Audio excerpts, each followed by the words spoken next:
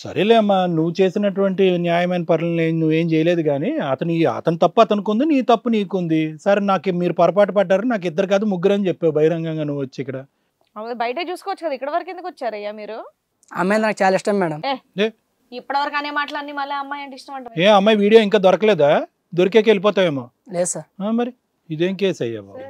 ఏం చెప్తారు సార్, వాళ్ళిద్దరు వాదన విన్నారు కదా, ఏం చెప్తావు? మీరే చేయండి సార్. ఏం చేయాలి? ఈ దేనికి వచ్చారు మీరు? ఇప్పుడు అమ్మాయి కావాలంటున్నావు, ఆ అమ్మాయి ఏమొచ్చి ఆడ క్యారెక్టర్ నాకు తెలియదండి, 6 నెలల టైం నాకు సరిపోలేదు, ఇప్పుడు తెలిసి వచ్చింది కాబట్టి వాడు క్యారెక్టర్ తెలిసిన తర్వాత నేను వేరే వాడితో హోటల్కి వెళ్ళాను, వీడితో కట్టండి అని అంటుంది. ఆ అమ్మాయి ఏంటంటే గొల్లం పెట్టుకోకుండా ఉంది, ఎందుకంటే నువ్వు వెనకట్ల ఫాలో అవుతున్నావు అని తెలిసి నువ్వు కళ్ళతో నువ్వు చూస్తే కనుక నీ దారి నువ్వు చూసుకుంటావు అని అనుకుంది. మరి ఇలా కుక్కతాకులాగా వెనక పడతావు అని అనుకోలే. ఆ అమ్మాయి లైవ్లో చూపెడదాం అనుకుంది నీకు, ఇదిరా బాబు నా క్యారెక్టర్ అని చెప్పి నువ్వు ఆశ్రయించుకుని వెళ్ళిపోతావు అని అనుకుంది. నువ్వు వెళ్ళా. అదే అతని దగ్గర దిగి ఇంకొకళ్ళు వెక్కిందంటే చూసుకోకుండా ఉండడానుకోదుగా, అప్పటికి గొడవ జరుగుతుంది వీళ్ళ మధ్య. ఖచ్చితంగా ఫాలో అవుతాడు, చూస్తాడు, క్యారెక్టర్ లెస్ అని వదిలేస్తాడు కదా అనుకుంది, ఇక్కడికి వచ్చి కూర్చున్నాడు. ఇది కదా కథ జీవితం ప్రోగ్రామ్ని అందరికంటే ముందుగా చూడాలి అనుకుంటే ఇప్పుడే డౌన్లోడ్ చేసుకోండి హిట్ టీవీ యాప్, అది కూడా ఫ్రీగా. అంతేకాదు ఇందులో short news, live news, entertainment, movies కూడా ఫ్రీగా చూడొచ్చు. నీ బ్యాగ్లో కాండమ్స్ ఎందుకు పెడతాడమ్మా? అతను పెట్టినట్టు పెట్టుకోలేదు సార్. అతను ఎవరో ఇప్పుడు కాండమ్స్ నీ దాంట్లో వచ్చినాయి అంటే సరే, నీ ఈ బాయ్ ఫ్రెండ్ పెట్టాడో ఆ బాయ్ ఫ్రెండ్ పెట్టాడో ఎవడో పెట్టాడు, నీ బ్యాగ్లో కాండమ్స్ పెట్టి అతను ఏం సాధిద్దాం అనుకున్నాడు అంటే ఎందుకు? దాని పర్పస్ ఏముంటుంది అతనికి? నీ మీద అనుమానం పడితే డైరెక్ట్గా నేను హోటల్లో చూశాననే అనుమానం పడతాడు. ఇవన్నీ చేసి నీకు చెడ్డ పేరు తీసుకురావటం వల్ల ఉద్దేశం ఏంటి? అసలు ఇక్కడ ఏం జస్టిఫికేషన్ ఉందని చెప్పి మా వేదిక మీదకి మీరు వచ్చారు ఈరోజు? ఏం చెప్పం? ఒక చిల్లర ప్రేమ, సో కాల్డ్ ప్రేమ ఏం కాదు, ఇది అంతా కూడా వాంఛ అనాలి అంతే. అసలు లవ్ అనే మాట ఈ కేసుకి అసలు సెట్ కాదండి. అంత ఎందుకు వచ్చారో కూడా క్యారెక్టర్ లెస్ గా నడిచే క్యారెక్టర్లు ఇవన్నీ. ఎందుకు వచ్చావు అబ్బాయి అసలు నువ్వు? మీ ఇద్దరు అసలు ప్రేమ ఎలా స్టార్ట్ అయిందమ్మా? వాడు ప్రపోజ్ చేశాడు, నువ్వు ప్రపోజ్ చేసావా? ఇద్దరు అబ్బాయికి ఇంట్రెస్ట్ లో జాబ్ కావాలనేసి నా ఫోన్ నెంబర్ తీసుకున్నాడు సార్. తీసుకున్న తర్వాత అలా పరిచయం తర్వాత ఇలా పెళ్లి చేసుకుంటాను అది అనేసి ఈ అబ్బాయి అన్నాడు సార్. అలా 6 months తర్వాత మీ రూమ్ తీసుకుని ఉన్నాం సార్. కాదు నాన్న శైలు, ఇప్పుడు ఈ మొత్తం జర్నీలో అతన్ని సిన్సియర్గా లవ్ చేసినటువంటి ఒక పీరియడ్ ఉందా? ఇదేదో పెద్ద జర్నీ అంటున్నా, బాగుందా 6 నెలల జర్నీ, అది కాదు. ఒక 2 months అయినా వీడు కరెక్ట్, వీడిని నా మొగుడి కింద అదే మొగుడి కింద మ్యారేజ్ చేసుకుంటాను అనేటటువంటి ఆలోచన ఎప్పుడు నువ్వు వచ్చిందా, లేదంటే మొదటి నుంచి ఇతని మీద క్వశ్చన్ మార్క్ అని ఈ వీడియోలు ఎప్పుడు చూసారు మీరు? ఈ మధ్యకాలంలో చూసారా, మొదటి నుంచి చూస్తూనే ఉన్నారా? మధ్యకాలంలో చూసాను సార్. మధ్యకాలంలో చూసినప్పుడు ఎందుకు వాడిని ఎంటర్టైన్ చేశారు? ఏంద్రా ఈ వీడియోలో గుడ్ బై అని చెప్పేసి ఎందుకు వెళ్ళిపోలేదు? ఎందుకు నీ క్యారెక్టర్ బట్టబయలయ్యేంత వరకు ఎందుకు వెయిట్ చేసావు? ఈ రోజు అతను వచ్చి నిన్ను నిలదీసి నిందించి నువ్వు ఆ హోటల్లో ఎందుకున్నావు, ఆ కాండమ్స్ ఏంటి అని అడిగిన తర్వాత అతని సీక్రెట్స్ మాకెందుకు చూపెడుతున్నావు? ఇద్దరు దొందే.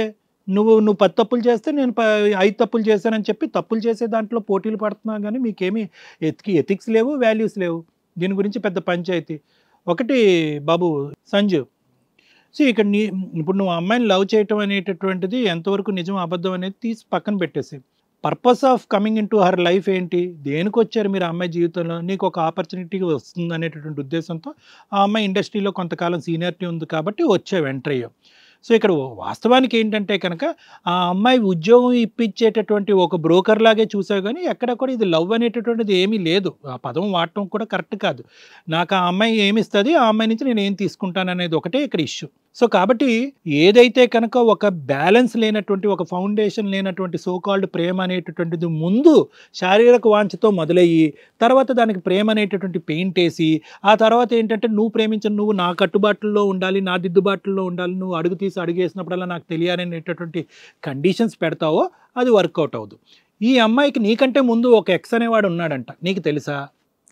తెలీదు, ఇప్పుడే అమ్మాయి చెప్పటమా? సో ఆ అమ్మాయితో పాటు నువ్వు జరిగినటువంటి ప్రయాణం ఏంటంటే కనుక నీకు తెలుసు ఆ అమ్మాయి బయటికి వెళ్తుంది, ఎవరితో వెళ్తుంది, మా ప్రయాణంలో ఏమీ అంత నిబద్ధత లేదు, ఇది ఓన్లీ ఏంటంటే ఆ అమ్మాయి గురించి నేను ఆశపట్టి వచ్చాను, ఆ అమ్మాయి నాకు ఉద్యోగం ఇప్పిస్తుందా ఇప్పించదా, ఇండస్ట్రీలో ఛాన్స్ ఇప్పిస్తుందా ఇప్పించదు. 1 నెల అయింది, 2 నెలలు అయింది, ఆ అమ్మాయి దగ్గర నుంచి ఎటువంటి ప్రామిసులు లేవు. ఆ ఇష్యూ కాస్త పక్కన పెట్టు. ఏంటి ఆ అమ్మాయి నాకు ఏదైనా ఇప్పిస్తుంది అనేటటువంటి ఇష్యూని పక్కన పెట్టేసి ఆ అమ్మాయి ఇచ్చేటటువంటి అది పక్కన పెట్టి ఒక లవ్ స్టోరీ అనేటటువంటిది నీకు నువ్వుగా ఊహించుకుని పెయింట్ చేసుకోవటం మొదలుపెట్టావు.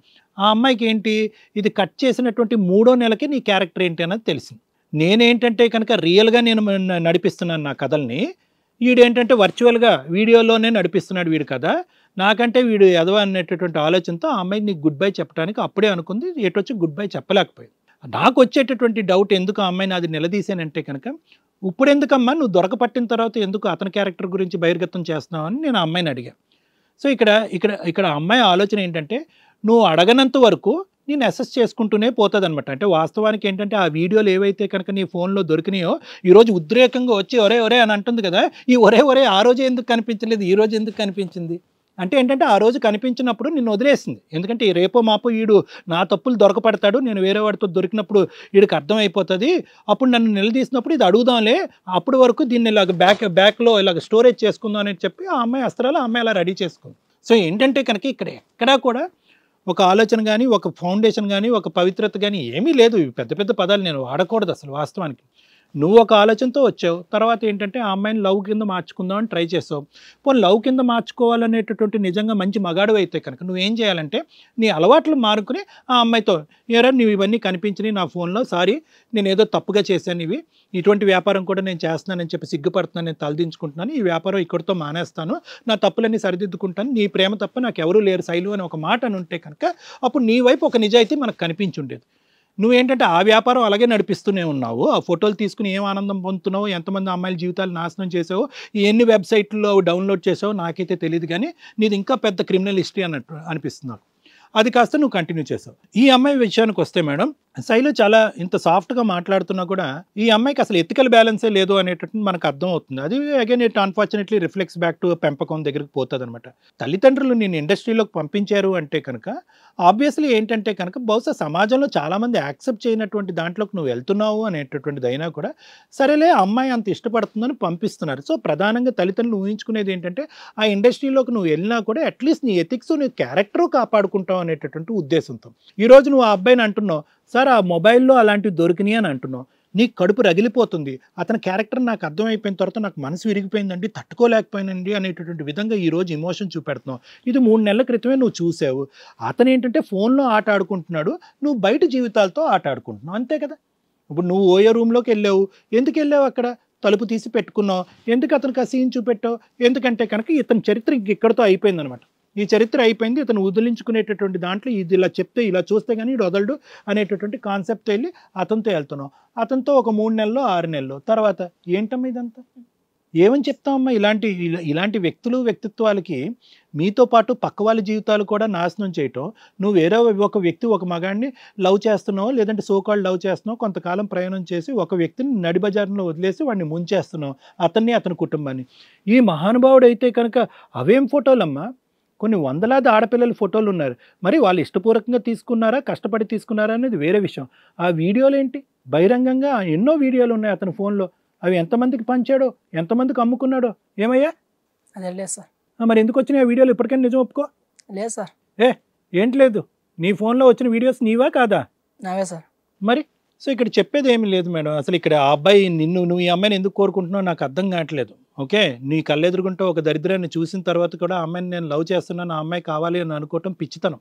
మీరిద్దరూ పోయి జీవితాలను మార్చుకుని ఇప్పటికైనా కరెక్ట్గా బతకటం అలవాటు చేసుకుని అట్లీస్ట్ ఎథికల్గా ఒక మంచి జాబ్స్ చేసుకుని తల్లిదండ్రులు చూసేటటువంటి సంబంధాలు, మంచి పెళ్ళి, ఒక అమ్మాయిని చూసుకుని పెళ్లి చేసుకోండి. ఫస్ట్ నేను మీ ఇద్దరికి చెప్పేటటువంటిది ఏంటంటే ఇక్కడ మా ప్రేమను కాపాడండి, నువ్వు నాకు అమ్మాయి కావాలి, వాడు నాకు వద్దు, ఈ సబ్జెక్ట్ మాకు వద్దు. మేమేమంటున్నాం అంటే ప్రధానంగా మీ ఇద్దరు క్యారెక్టర్స్లో చాలా ప్రాబ్లమ్స్ ఉన్నాయి. ఆ ప్రాబ్లమ్స్ వల్ల వేరే జీవితాలు, వేరే కుటుంబాలు నాశనం అవుతాయి.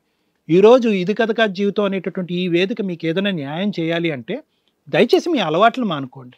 ఏ ఉద్యోగం చేసుకున్నా పర్లేదు, అన్ని ఉద్యోగాల మీద మాకు గౌరవం ఉంది, మీ పద్ధతులు మార్చుకోండి.